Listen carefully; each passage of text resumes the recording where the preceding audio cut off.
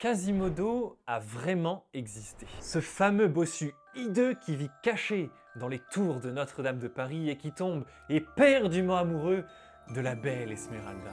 Et je vous le dis, Disney n'a strictement rien inventé. C'est Victor Hugo qui en premier imagine le personnage de Quasimodo dans son fameux roman Notre-Dame de Paris. Mais apparemment, il se serait inspiré d'une vraie personne travaillant à cette époque-là sur le chantier de la cathédrale. Dans les années 1820, un sculpteur anglais, Henry Simpson, part travailler sur le chantier de la cathédrale Notre-Dame de Paris. Et cet Henry-là ne sait pas que manipuler le ciseau à pierre, il sait aussi manier la plume. Il écrit donc ses mémoires, et dans ses mémoires, il fait mention d'un tailleur de pierre bossu, n'aimant pas se mélanger au reste des artisans.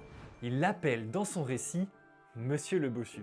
Or, on sait qu'à la même époque, Victor Hugo fréquentait aussi le chantier de la cathédrale afin de se documenter le plus précisément possible afin d'écrire son fameux roman. Il est donc plus que probable que Victor Hugo ait rencontré lui aussi ce Monsieur le Bossu, très discret et un peu bizarre. Mais alors, dans cette histoire, il ne reste plus qu'à savoir qui est vraiment Esmeralda. En tout cas, moi, ça fait un moment que je la cherche et je l'ai toujours pas trouvée.